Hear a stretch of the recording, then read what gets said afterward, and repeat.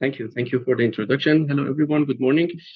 The topic of my talk is low-bow glass silicon anodic bonding at high temperature by means of CTE engineering.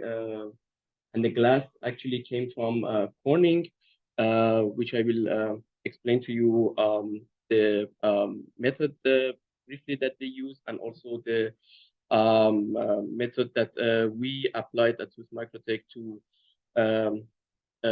perform such kind of experiments.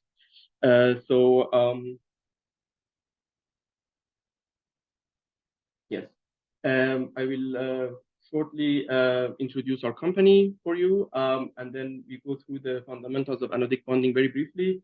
And then I present to you the results, and I will conclude my presentation at the end. So basically, as is mentioned, I'm from MicroTec. It is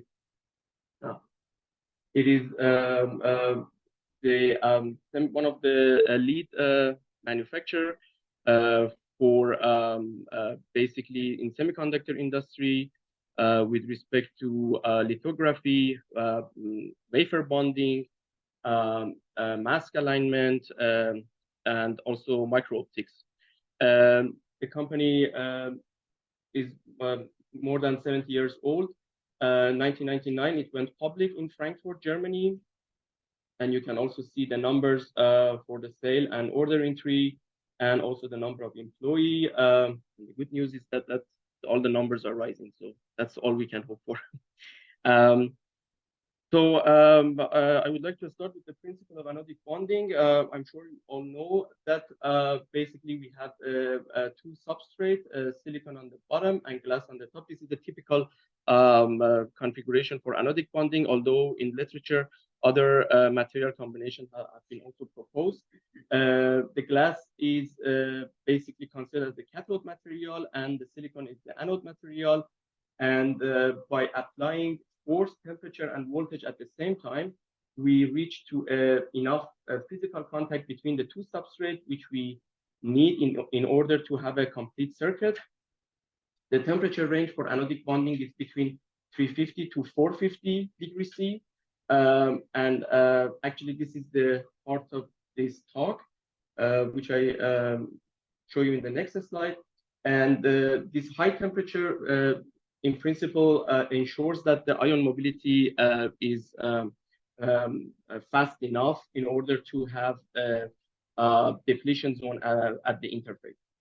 So the voltage that we apply is between 200 to 1000 volts. And we have basically a strong electric field across the depletion zone. And this a strong electric field basically forms an electrostatic force that brings the two substrates into contact and fill any gaps in between. And due to this ion migration, in principle, the sodium ions, as you can see, this pointer unfortunately doesn't work very well. The sodium ion moves towards the surface of the glass, while oxygen anions migrate towards the interface. We have the formation of this alkali salt on the top of the glass wafer, which at the end you can easily clean it with, for example, the eye water. And at the interface, we have the formation of the SiO2 compound. And this fast ion migration is in principle responsible for the bonding media at the interface. And on the bottom, you can see a graph from the voltage and current. In principle, for example, in our world, we always apply up to minus 500 volts, as you can see. And this will be applied for some amount of time until the current reaches the maximum current limit, which in our bonder system, it is around 60 milliampere. And then there is a decrease of the current as the ion migration starts to getting completed. And then it gets close to 0. And then it's the time that we stop the voltage. And then that's the time that the anodic bonding is basically completed. So Motivation of this study is basically can be presented like this, that the role of the temperature is twofold. So we would like to have as high as possible as temperature, because we would like to have most strongest bond at the interface. But this costs us the final bow of the wafer. And this is something that we want to tackle in this study today.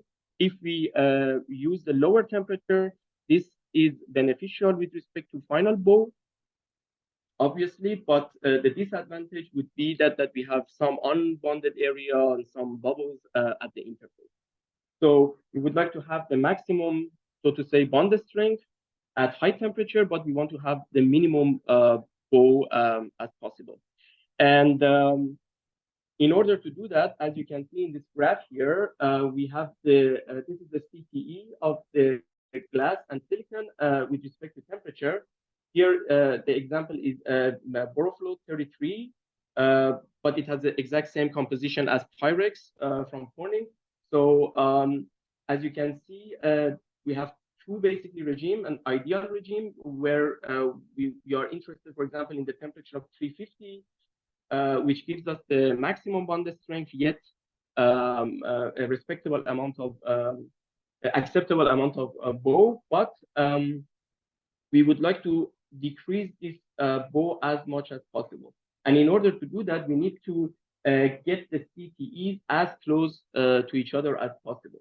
This is very difficult to do in case of silicon, but in case of glass, it is actually the part of this topic because of this new glass that Corning manufactured. We can now do that with an annealing regime, with a heat treatment regime, and we can reduce basically that.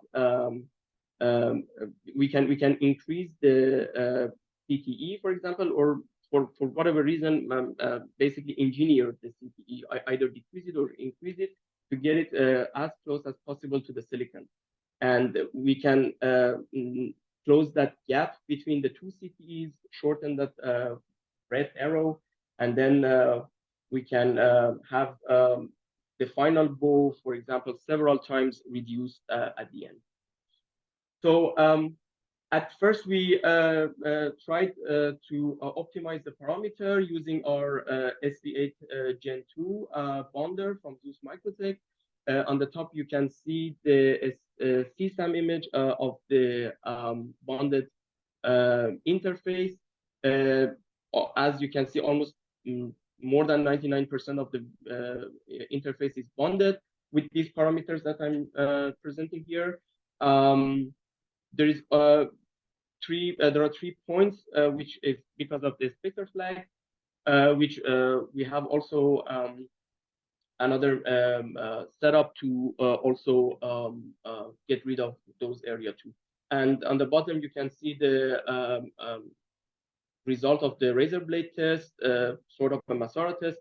As you can see, the glass wafer breaks, which shows that we have at the maximum bond strength, which is basically close to the bulk fracture limit of the material. One point is important, that we used RCA cleaning for all the wafers to get rid of any contamination and particle in our cleaning at Zeus MicroTec. So after we are done with optimizing the parameters, we started to bond several of the wafers, and then we saw that, yeah, for example, for the unannealed wafer, which is the commercial name is FG3.3 plus. For the unannealed wafer, we saw that we have a very large bow. Actually, the bow was even higher than BF33, the normal bow that you get in an anodic. And then we started thinking that, yeah, so now it's a good time because of the method of manufacturing of this glass wafer, which is the Corning fusion process. We can actually have a heat treatment for the glass wafer. We can heat up to almost 60 degrees, which is close to the glass transition temperature of this type of glass. and then we start to cool down. But this cooling down between the heat, between the annealing point, sorry, and a strain point is very important and should be very slow cool down. Because if we come below the strain point, then as you know, the stress cannot be released anymore. So basically, we are far from that viscose glass between the strain point and the annealing point. And here is a little bit explanation about the fusion glass method, the fusion process method for this type of glass. We can have different composition for this type of glass. We have a very good variation of thickness for whatever application is needed. We can change that. The width of the glass can go up to 3 meters. We have a very low bow and also low TTD. And this is the most important point, that we can basically change the CTE by 0.2 ppm per degree C. Sorry. So, and this is the final result. As you can see, the top plot is for the BF33. This blue one here, you can see it's the unannealed glass, and the green one is the annealed glass. And as you can see at 350, this line at 350, they match exactly with each other, the CTEs.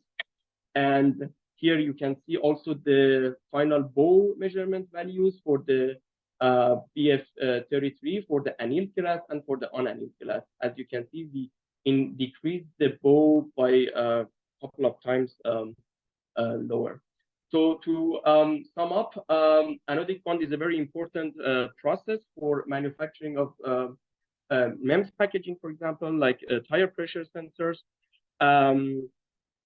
At high temperature, we have the problem of the bow.